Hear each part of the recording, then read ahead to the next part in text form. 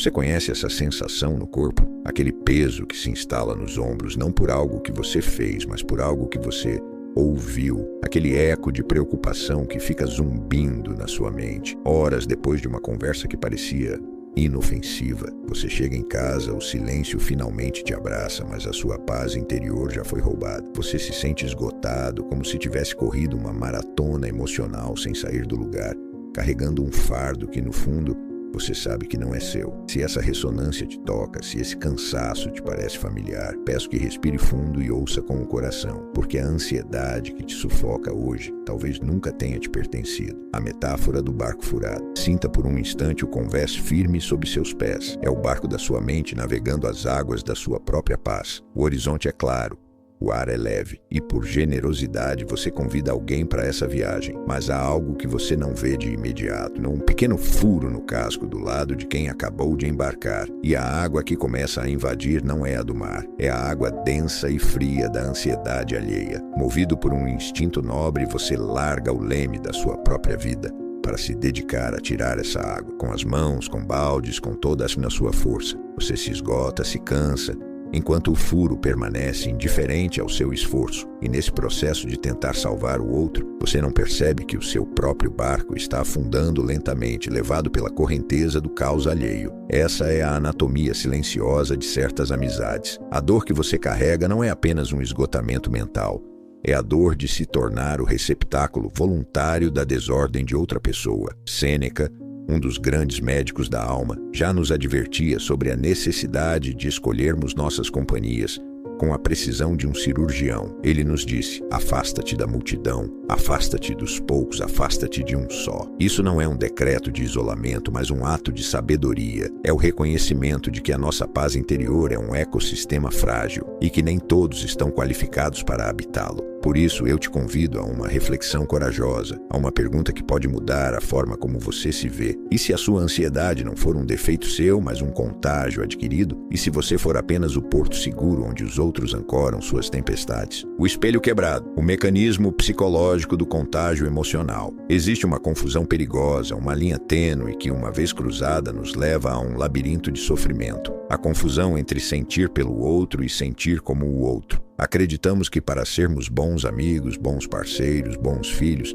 precisamos absorver a dor alheia, carregá-la como se fosse nossa. Mas isso não é empatia, é uma forma sutil de autoaniquilação. A ciência da mente chama isso de contágio emocional, um fenômeno invisível, onde estados de espírito são tão transmissíveis quanto um vírus. Quando essa dinâmica encontra a corruminação, aquele ritual de remoer os mesmos problemas em loop, sem jamais buscar uma saída, a amizade se transforma numa câmara de eco da desesperança. Vocês não estão se curando juntos, estão adoecendo juntos. E é nesse terreno fértil que floresce o arquétipo do amigo vítima, uma das energias mais drenantes que existem. Ele não se aproxima de você em busca de uma luz, mas de um espelho que reflita e valide sua própria escuridão. Ele não quer ferramentas para sair do buraco, ele quer companhia dentro dele. E a sua presença atenta, a sua escuta compassiva, torna-se, sem que você perceba, o palco onde ele despeja o entulho emocional que se recusa a organizar. Você se torna a plateia de um drama que não tem fim, e o ingresso que você paga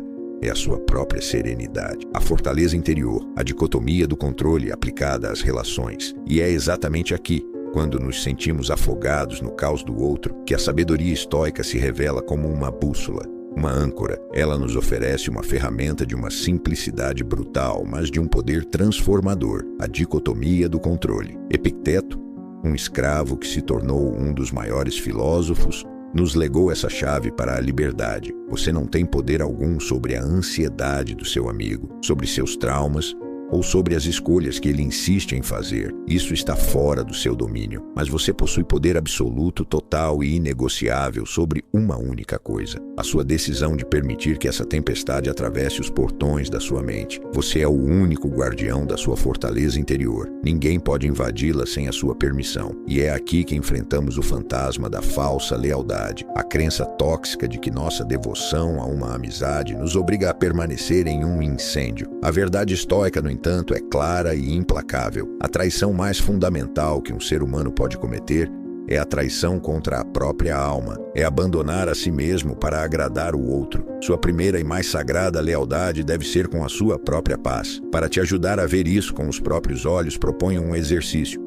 Um ato de auto-investigação, o diário de interações. É simples. Durante uma semana, antes de interagir com as pessoas-chave em sua vida, anote como você se sente e logo depois anote como se sente novamente. Apenas observe, sem julgamento, a sensação no seu corpo, a qualidade dos seus pensamentos. O padrão que emergirá será o seu mapa da verdade. Ele te mostrará, sem margem para dúvida, quais presenças nutrem a sua força e quais, gota a gota, a drenam até a secura. A poda necessária. Como se afastar sem culpa e proteger sua mente. Quando a clareza chega, a ação se torna inevitável, mas a ação estoica raramente é um ato de explosão. É um movimento estratégico, consciente. A ferramenta para esse momento é o distanciamento estratégico. Não se trata de construir um muro, mas de instalar um portão com filtro. É um ajuste fino, não um rompimento ruidoso. Comece diminuindo a frequência, não o tempo de exposição. Quando a conversa mergulhar no pântano da reclamação crônica, use sua inteligência emocional para gentilmente redirecionar para o campo da ação. E, acima de tudo, aprenda a dizer: eu tenho apenas alguns minutos agora, com a mesma naturalidade com que você respira. É um ato de respeito por si mesmo. Esteja ciente de que, ao fazer isso, a culpa tentará te visitar. A mente do outro, acostumada a se alimentar da sua energia ilimitada, poderá te acusar de egoísmo. Nessa hora, respire e ancore-se nesta verdade. Proteger a sua paz não é um ato egoísta, é um ato de responsabilidade. É a única forma de garantir que, quando você decidir ajudar, terá algo de valor para oferecer. Você precisa se ver como o jardineiro do seu jardim interior. É sua a tarefa de nutrir, regar e proteger. E às vezes, para que as flores mais belas possam desabrochar, é preciso podar os galhos que já morreram, mesmo que um dia tenham sido verdes e cheios de vida. A poda não é um ato de raiva contra o galho, é um ato de amor pelo jardim inteiro. A escolha da serenidade. O caminho que percorremos aqui é uma jornada da inconsciência para a consciência, de ser uma folha ao vento levada pelas rajadas emocionais dos outros, a se tornar uma árvore com raízes profundas,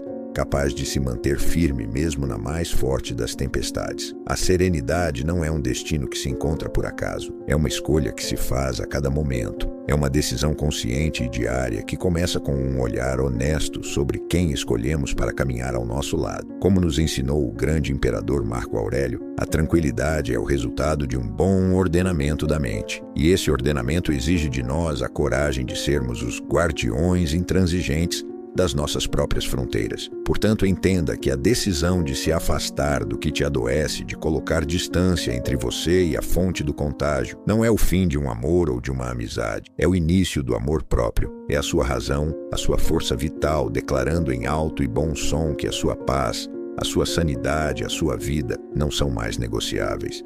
Se este conteúdo te trouxe um momento de clareza, se ele te deu uma ferramenta para começar a reconstruir suas defesas, então te peço que curta este vídeo, para que esta mensagem possa encontrar outras pessoas que também precisam dela. E se você deseja continuar nesta jornada de fortalecimento, de lapidar sua mente para que ela se torne uma fortaleza inabalável, inscreva-se no canal e ative as notificações.